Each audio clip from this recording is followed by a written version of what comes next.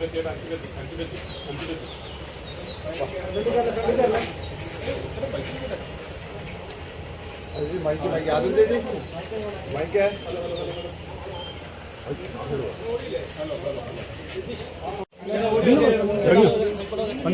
ഒരു മിനിറ്റ് ഇറങ്ങി.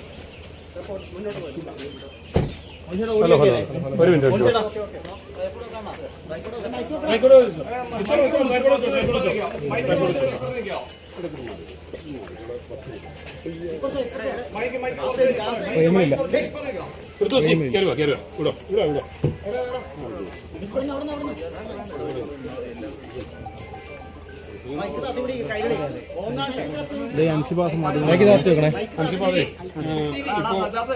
ലക്ഷ്മിയുടെ പരാതിയിൽ മാത്രമാണോ മൊഴി കൊടുക്കുന്നത്? ഈ ടിനിയുടെ കാര്യങ്ങളൊക്കെ എന്താണ് ഉദ്ദേശിക്കുന്നത്? ഇന്നിപ്പോ വനിതാ സെൽ SI കൊടുക്കാൻ പോകുന്നത്. അന്ന് അനധികൃതമായി വ്യാജ പരാതി എന്നെ വിളിപ്പിക്കുകയും പരാതി. അപ്പൊ ഈ ടിനിയുടെ പരാതി എങ്ങനെയാണ്? ടിനിക്കെതിരെയുള്ള പരാതിയും മറ്റു കാര്യങ്ങളൊക്കെ എന്താണ്? ടിനിയോട് എങ്ങനെയാണ് ഇനിയൊരു സമീപനം? അദ്ദേഹം എന്നോട് മാത്രമല്ല ദ്രോഹം ചെയ്തത്, ഒരു സമൂഹത്തിനോടാണ്. പ്രത്യേകിച്ച് കേരളം പോലെ ഇത്രയും സെക്യുലർ ആയിട്ടുള്ള ഒരു സ്റ്റേറ്റിലുള്ളവരോടാണ് തെറ്റ് ചെയ്തിരിക്കുന്നത്. ഭയങ്കര മോശമാണത്. ഒരാളോടുള്ള വ്യക്തിവൈരാഗ്യം തീർക്കാൻ വേണ്ടി ഒരാൾക്കെതിരെ ഒന്നും കിട്ടാതിരിക്കുമ്പോൾ പേര് അൻസിബ ഹാസനാണ്, എന്നാൽ പിന്നെ എങ്ങനെ ഇതങ്ങ് ഉപയോഗിച്ചേക്കാം എന്ന് കരുതിയിട്ട് തെറ്റായിട്ടുള്ളൊരു മെസ്സേജാണ് സമൂഹത്തിന് കൊടുക്കുന്നത്. ഭാഗ്യവശാൽ കേരളത്തിലാണ് നമ്മളെല്ലാവരും ജീവിക്കുന്നത്. മലയാളികൾ എല്ലാവർക്കും കാര്യം മനസ്സിലായിട്ടുണ്ട്. അപ്പോൾ എന്തായാലും ചെയ്തതിനോട് ഒരിക്കലും ന്യായീകരിക്കാൻ പറ്റില്ല. അതിനുള്ള ശിക്ഷ അദ്ദേഹം അനുഭവിച്ചേ പറ്റൂ. തീർച്ചയായിട്ടും ഞാൻ പരാതിയായിട്ട് മുന്നോട്ട് പോകും. അതിനുള്ളൊരു കാരണം കൂടെ ഉണ്ട്. ഞാൻ അമ്മയിൽ ഓൾറെഡി പരാതി അയച്ചിട്ടുണ്ടായിരുന്നു. അപ്പൊ പരാതി അയച്ചു കഴിഞ്ഞ അവസാനം മീഡിയയുടെ പ്രഷർ കാരണമാണ് അമ്മയിൽ നിന്ന് പറയണത് കേൾക്കാം. അതിന്റെ മുന്നേ ഞാൻ പല പരാതികൾ കൊടുത്തിട്ടും ഈ കാര്യങ്ങളെല്ലാം പറഞ്ഞിട്ടും ആരും കേട്ടിട്ടില്ല. മീഡിയയുടെ പ്രഷർ കാരണം മാത്രമാണ് എന്നാ കേൾക്കാം എന്ന് പറഞ്ഞു. അപ്പൊ ഞാൻ പറഞ്ഞൊരു കാര്യം, ഇതേ കമ്മിറ്റി തന്നെ കേൾക്കാം എന്നാണ് പറയുന്നത്. അത് ഈ കമ്മിറ്റിയിൽ വിശ്വാസം ഇല്ലാത്തതുകൊണ്ട് അവിടുന്ന് റിസൈൻ ചെയ്ത് വന്ന ഒരാളാണ് ഞാൻ. റിസൈൻ ചെയ്തതിന് ശേഷമാണ് എനിക്ക് മീഡിയയിൽ ഇത് പറയാൻ പറ്റിയത്. അവിടെ ഇരുന്നുകൊണ്ട് എനിക്ക് പറയാൻ പറ്റില്ല. അപ്പം ഞാനിത് പറഞ്ഞു കഴിഞ്ഞതിന് ശേഷം ഇതേ കമ്മിറ്റിയുടെ മുമ്പാകെ ഞാൻ ഹാജരായി വീണ്ടും ഇതേപ്പറ്റി സംസാരിക്കണം എന്ന് പറഞ്ഞു കഴിഞ്ഞാൽ എന്നെ പരിഹസിക്കുന്നതിന് തുല്യമല്ലേ അത്? എനിക്കൊരു നീതിയും തരാത്ത ഇതേ കമ്മിറ്റിയുടെ മുന്നിൽ പോയിരുന്നിട്ട് ഞാൻ എന്ത് പറയാനാ? അല്ലെങ്കിൽ അവരെന്ത് കേൾക്കാനാ? എനിക്ക് വേണ്ടി എന്തെങ്കിലും ന്യായത്തിന്റെ കൂടെ ഇരിക്കുമോ? ഞാൻ ആരോപണം പറയുന്നത് ആർക്കെതിരെയാണ്? ടിനി ടോം എന്ന് പറഞ്ഞ അദ്ദേഹത്തിനെതിരെയാണ്. അദ്ദേഹത്തെ സപ്പോർട്ട് ചെയ്യുന്ന പ്രസിഡന്റ്, എനിക്കെതിരെ വ്യാജ പരാതി നൽകിയ വൈസ് പ്രസിഡന്റ്, ഇങ്ങനെ ഇരിക്കുന്ന ഇവരുടെ മുമ്പാകെ ഞാൻ വീണ്ടും ഹാജരായി വീണ്ടും ഞാൻ ഈ കാര്യങ്ങൾ പറഞ്ഞു കഴിഞ്ഞാൽ എനിക്ക് നീതി കിട്ടുമെന്ന് തോന്നുന്നുണ്ടോ? അല്ലെങ്കിൽ തന്നെ ഞാൻ ആദ്യമായിട്ട് കേൾക്കുകയാണ് കുറ്റാരോപിതർ ഇരുന്നിട്ട് നീതി തരാൻ വേണ്ടിയിട്ട് സംസാരിക്കുന്ന കാര്യം. മറ്റാരെങ്കിലും ഇരുന്നല്ലേ സാധാരണ സംസാരിക്കുക ഒരു നീതി നടപ്പാക്കാൻ വേണ്ടിയിട്ട്. അപ്പം ഞാൻ ആകെ ആവശ്യപ്പെട്ടത് മറ്റൊരു സമിതിയെ വെക്കണം. അപ്പം ഞാൻ ആവശ്യപ്പെട്ടത് എനിക്ക് എൻ്റെ മനസ്സിൽ വന്ന 3 പേരുകളായതുകൊണ്ട് മാലാപാർവതി ചേച്ചിയുടെ പേരും രമേശ് പിഷാരടി ചേട്ടൻ്റെ പേരും ധ്യാൻ ചേട്ടൻ്റെ പേരും ഒക്കെ ഞാൻ പറഞ്ഞത്. അപ്പം ഞാൻ അയച്ച മെയിലിൽ കൃത്യമായിട്ട് ഞാൻ മെൻഷൻ ചെയ്തിട്ടുണ്ടായിരുന്നു, ഇനി ഇവർ അവൈലബിൾ അല്ല എന്നുണ്ടെങ്കിൽ ബയസ്ഡ് ആയിട്ട് തീരുമാനങ്ങൾ എടുക്കാത്ത ആളുകൾ വേറെ മെമ്പേഴ്സ് അമ്മയിലുണ്ടല്ലോ, അങ്ങനെയുള്ള ആരെങ്കിലും വെച്ചിട്ട് നിങ്ങളൊരു സമിതി ഉണ്ടാക്കൂ, എന്നിട്ട് അവരുടെ മുമ്പാകെ ഞാൻ ഹാജരായിട്ട് ഞാൻ സംസാരിക്കാമെന്ന്. പക്ഷേ ഇതുവരെ ഒരു റിപ്ലൈ പോലും എനിക്ക് ലഭിച്ചിട്ടില്ല. അപ്പം അതിൽ നിന്ന് ഞാൻ എന്താ മനസ്സിലാക്കേണ്ടത്? തീർച്ചയായും സാമൂഹിക വിപത്താണ് ടിനിച്ചേട്ടൻ എന്നുള്ള കാര്യം വ്യക്തമായിട്ട് എനിക്കറിയാം. അതിനെതിരെ ഞാൻ മുന്നോട്ട് പോകുക ചെയ്യും. ഈ ശ്വേതാമേനോൻ ടിനിക്ക് അനുകൂലമായ ഒരു നിലപാടാണ് എടുക്കുന്നത്. പലപ്പോഴും അൻസിബയുടെ പരാതി പോലും ചർച്ച ചെയ്യേണ്ടെന്നാണ് ശ്വേതാമേനോൻ പറഞ്ഞത്. അത് കേൾക്കുമ്പോൾ വിഷമാണ് തോന്നുന്നത്. കാരണം ഇത്രയും വലിയ ഇതിപ്പോ ഒന്ന് ആലോചിച്ച് നോക്കൂ. ഈ പ്രൊഡക്ഷൻ കൺട്രോളർ രാജീവ് കുടുപ്പന എന്ന് പറയുന്ന അദ്ദേഹം വന്നിട്ട് അൻസിബ അങ്ങനെ പറഞ്ഞിട്ടില്ല, അദ്ദേഹത്തിന്റെ മകൻ കൈലാസ് വന്നിട്ട് പറഞ്ഞ അൻസിബ അങ്ങനെ പറഞ്ഞിട്ടില്ല എന്ന് അവര് ഒരു സെക്കൻഡ് മാറ്റി പറഞ്ഞിരുന്നെങ്കിൽ രാജ്യദ്രോഹ കുറ്റത്തിന് ഞാൻ ജയിലിൽ കിടക്കേണ്ടി വരില്ലായിരുന്നു. അപ്പൊ അത് ഇവർക്കാർക്കും പ്രശ്നമുള്ള കാര്യമല്ലേ?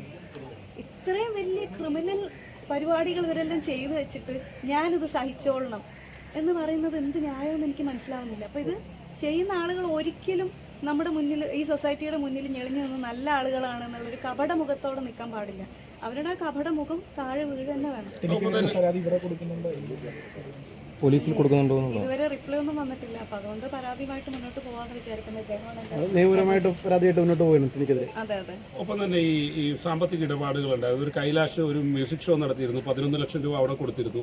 സരയു ഭർത്താവിനെ കൊണ്ട് ഒരു AV ജയിച്ചിരുന്നു, 2.5 ലക്ഷം രൂപ കൊടുത്തിരുന്നു. ഇതൊക്കെ അൻസിബ അന്ന് ചോദ്യം ചെയ്തിരുന്നു ഈ കാര്യങ്ങളൊക്കെ.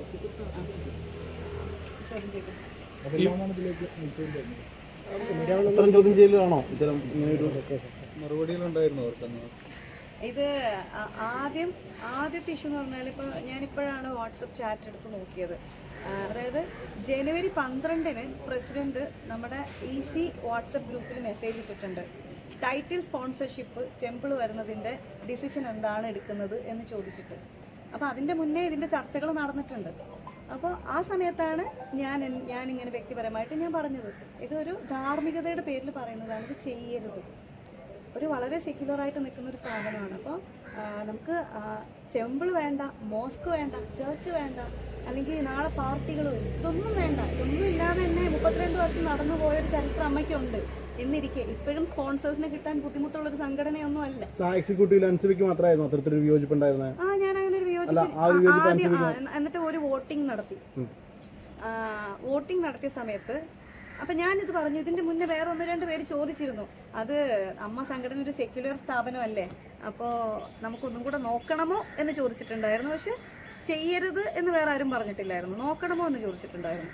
അത് കഴിഞ്ഞിട്ട് ഞാനിത് മെയിൽ അയക്കുകയും വാട്സപ്പിൽ ഞാൻ നോട്ട് ഇടുകയും ഒക്കെ ചെയ്തു.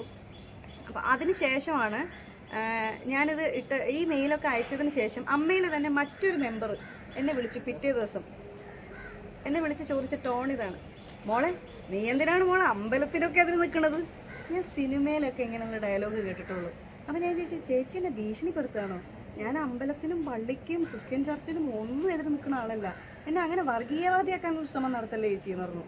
പിന്നെ ഈ ചേച്ചി എന്തൊക്കെയോ പറഞ്ഞു. അപ്പം ഞാൻ പറഞ്ഞു, എൻ്റെ പൊന്നു ചേച്ചി, നീ അങ്ങനെ പറയാൻ പാടുണ്ടോ ഉത്തരവാദിത്തപ്പെട്ട ഒരു പൊസിഷനിൽ ഇരുന്നിട്ടെന്ന്. ഞാൻ പറഞ്ഞു, ചേച്ചി ഞാൻ ഉത്തരവാദിത്തപ്പെട്ട പൊസിഷനിൽ ഇരുന്നിട്ട് ഞാൻ എന്ത് പറയണമെന്ന് ഞാനാണ് തീരുമാനിക്കേണ്ടത്, ചേച്ചിയല്ല. അപ്പം ഞാൻ പറയേണ്ട കാര്യം ഞാൻ പറഞ്ഞോളൂ, ദയവ് ചെയ്ത് ഈ കാര്യം പറഞ്ഞ് എന്നെ ചേച്ചി വിളിക്കരുതെന്ന് പറഞ്ഞു. ഇമ്മീഡിയറ്റ്ലി ഞാൻ വാട്സപ്പ് ഗ്രൂപ്പിൽ മെസ്സേജ് അയച്ചു. നമ്മുടെ EC ഗ്രൂപ്പിനകത്ത് നടന്നൊരു ചർച്ചയാണ് ഇത്, ടൈറ്റിൽ സ്പോൺസർഷിപ്പുമായി ബന്ധപ്പെട്ടിട്ടുള്ള കാര്യം. ഇതെങ്ങനെയാണ് EC മെമ്പർ അല്ലാത്ത മറ്റൊരു സാധാരണ അംഗം അറിയുകയും എന്നെ വിളിച്ച് ഭീഷണിപ്പെടുത്തുകയും ചെയ്യുന്നത്? ഭയങ്കര മോശം പരിപാടിയാണ് ചെയ്തതെന്ന് പറഞ്ഞു. അപ്പോൾ അത് ഏറ്റെടുക്കാൻ ആരുമില്ല. അപ്പോൾ 1-2 പേര് വന്ന് ചോദിക്കുകയും ചെയ്തു, അത് ഭയങ്കര മോശമായിപ്പോയി, അൻസിബ ഇവിടെ ചർച്ച ചെയ്ത കാര്യം പുറത്തു പോയി പറഞ്ഞത് എന്തിനാണ്. അപ്പോൾ ഇത് പുറത്തേക്ക് പോകുമ്പോൾ വേറൊരു തരത്തിൽ വർഗീയവൽക്കരിക്കാനാണ് ശ്രമം അന്നേ തുടങ്ങിക്കൊണ്ടിരിക്കുന്നത്. അതിനുശേഷമാണ് പിന്നെ ഞാൻ ഈ കാര്യം അറിയുന്നത്. എന്നെ ജിഹാദി എന്ന് വിളിക്കുകയും ഞാൻ മതപരിവർത്തനം നടത്താൻ ശ്രമിച്ചു എന്ന് പറഞ്ഞിട്ട് ഈ രാജീവ് കുടപ്പനക്കുന്ന് എന്ന് പറഞ്ഞ പ്രൊഡക്ഷൻ കൺട്രോളർ, അദ്ദേഹത്തിൻ്റെ പേര്, അദ്ദേഹത്തിൻ്റെ മകൻ്റെ പേരൊക്കെ പറയുന്നത്, അവർ 2 പേരും പബ്ലിക്കായി വന്ന് പറഞ്ഞു അങ്ങനെ ഉണ്ടായിട്ടില്ല എന്ന്. അദ്ദേഹത്തിൻ്റെ മകൻ എൻ്റെ കൂടെ ഒരു പടത്തിൽ അസിസ്റ്റന്റ് ഡയറക്ടറായിട്ട് വർക്ക് ചെയ്തിട്ടുണ്ടായിരുന്നു. അയാളുടെ ഇഷ്ടത്തിന് അയാൾ നോമ്പ് നോക്കി. നമ്മുടെ ഈ ലോകത്ത് പല മതങ്ങളിലുള്ളവരും പല നോമ്പുകളും എടുക്കുന്നുണ്ട്. അത് ഇസ്ലാമിക പ്രകാരമുള്ള നോമ്പ് എടുക്കുന്നുണ്ട്, ക്രിസ്ത്യൻ ആചാരപ്രകാരമുള്ള നോമ്പ് എടുക്കുന്നവരുണ്ട്. ശബരിമലയ്ക്ക് പോകുന്ന എത്ര പേരുണ്ട്, അഹിന്ദുക്കളായിട്ടുള്ള എത്ര പേര് പോകുന്നുണ്ട്. അപ്പം അങ്ങനെ സെക്യുലറായിട്ട് ജീവിക്കുന്ന ഒരു നാട്ടിൽ ഇങ്ങനെ ഒരു നോമ്പെടുത്തു എന്നുള്ളതിൻ്റെ പേരിൽ അങ്ങനെ പറയാൻ പാടുണ്ട്, എനിക്ക് മനസ്സിലാവുന്നില്ല. അപ്പോൾ ഈ പ്രൊഡക്ഷൻ കൺട്രോളറും മകനും വന്നിട്ട് സത്യം പറഞ്ഞതുകൊണ്ട് മാത്രം രക്ഷപ്പെട്ട് നിൽക്കുന്ന ഒരാളാണ് ഞാൻ. അല്ലെങ്കിൽ എൻ്റെ അവസ്ഥ ഒന്ന് ആലോചിച്ച് നോക്കൂ നിങ്ങൾ. ഇതെങ്ങനെ വക്കീലെ, ഇത് കേസ് നിലനിൽക്കുമോ? എന്താ ഒരു അവസ്ഥ? ഇപ്പോൾ നമ്മൾ ഓൾറെഡി ഇപ്പോൾ പോലീസ് സ്റ്റേഷനിൽ പരാതി കൊടുത്തതിൻ്റെ ഭാഗമാണ്, ചീഫ് മിനിസ്റ്റർക്ക് പരാതി കൊടുത്തതിൻ്റെ ഭാഗമായിട്ടാണ് ഇപ്പോൾ ഇന്ന് സ്റ്റേറ്റ്മെന്റ് എടുക്കാൻ വേണ്ടി വിളിച്ചിരിക്കുന്നത്. സ്റ്റേറ്റ്മെന്റ് എടുത്തിട്ട് അതിൻ്റെ നടപടികൾ എന്താണ് സ്വീകരിക്കുന്നതെന്ന് നമ്മൾ നോക്കിയതിന് ശേഷം അടുത്ത നടപടിയിലേക്ക് നമ്മൾ നാളെ മറ്റന്നൊക്കെ ആയിട്ട് കടക്കും.